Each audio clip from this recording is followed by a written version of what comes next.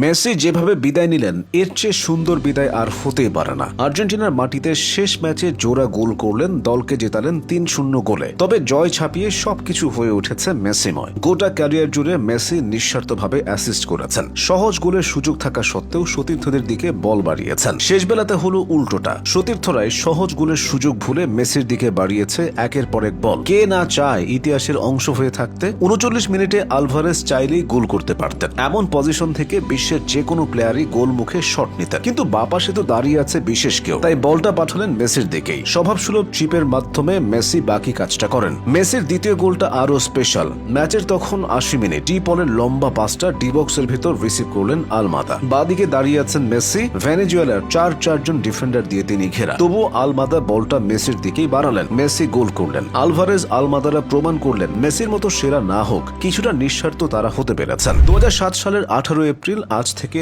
ঠিক ৬৭১৫ দিন আগে আর্জেন্টিনার মাটিতে আর্জেন্টিনার জার্সিতে মেসি প্রথম ম্যাচটা খেলেছিলেন। মেসি তখন ১৯ বছরের তাগড়া যুবক, কাঁধ পর্যন্ত বিছানো লম্বা কালো চুল। ম্যাচটা ছিল চিলির বিপক্ষে। আর্জেন্টিনা জিতেছিল ৩-০ গোলে। এই জয়টাও আসলো ৩-০ গোলে। এদিকে এক লিওনেলের বিদায়ে কান্না ধরে রাখতে পারেননি আরেক লিওনেল। ম্যাচের আগে স্কালোনিকে কাঁদতে দেখা গেছে। সব যদি কিন্তু পেরিয়ে মেসি নিশ্চয়ই ২০২৬ বিশ্বকাপ খেলবেন। মেসির জন্য দলের দরজা খোলা রেখেছেন কোচ লিওনেল স্কালোনি। পরবর্তী বিশ্বকাপের আসর বসবে আমেরিকা। ইন্টার মায়ামিতে খেলা মেসি আমেরিকার আবহাওয়ায় নিজেকে অনেক আগেই মানিয়ে নিয়েছেন। তাছাড়া মেসি এখনো আর্জেন্টিনার আক্রমণ ভাগে নেতৃত্ব দিচ্ছেন। গোল হচ্ছে না, মেসিকে বল দাও। আক্রমণ দানা বাঁধছে না, মেসি কিছু একটা করবে। প্রতিপক্ষ কঠিন, মেসি ভরসা। বল পায়ে মেসি যা যা করছেন তা অসাধারণের থেকেও বেশি কিছু। দলের সঙ্গে মেসির বোঝাপড়াটাও অন্য পর্যায়ের, বিশেষ করে জুনিয়রদের সঙ্গে। মাঠ কিংবা মাঠের বাইরে গত ২ দশক বিশ্বকে মোহিত করে রেখেছেন লিও। বার্সেলোনার ক্যাম্প নু থেকে সান্তিয়াগো বার্নাবু, স্তন্দি ফ্রান্স থেকে ওয়েম্বলির সবুজে ছোট্ট দুটি পায়ে মেসি যা রচনা করেছেন সেগুলোকে রূপকথা ছাড়া আর কি বা বলা যায়। তবে মুদ্রার উল্টো পিঠও তাকে দেখতে হয়েছে। ব্যক্তিগত সব ধরনের অর্জন থাকার পরও তাকে শত সমালোচনা শুনতে হয়েছে।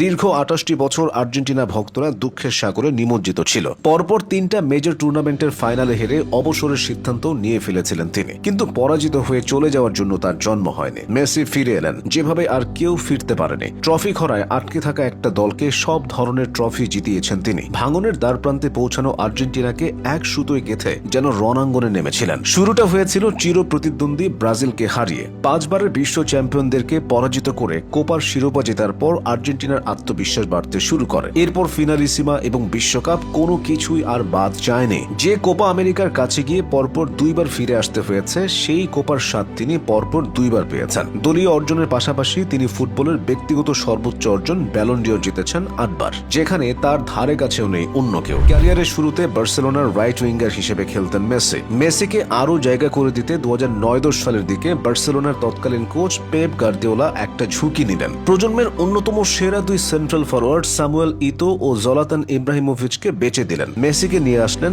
আক্রমণ ভাগের মাঝে, তবে পিওর স্ট্রাইকার নয়, ফলস নাইন হিসেবে। এরপর দলের প্রয়োজনে বিভিন্ন সময় বিভিন্ন পজিশনে খেলেছেন মেসি। আর্জেন্টিনার টিমেও বিভিন্ন পজিশনে খেলে নিজেকে উজাড় করে দিয়েছেন তিনি। দলকে করেছিলেন বিশ্ব চ্যাম্পিয়ন, দেশকে সর্বোচ্চ দিয়েছেন তিনি। আর মাথা উঁচু করে দেশের মাটিতে শেষ ম্যাচটা খেললেন মেসি।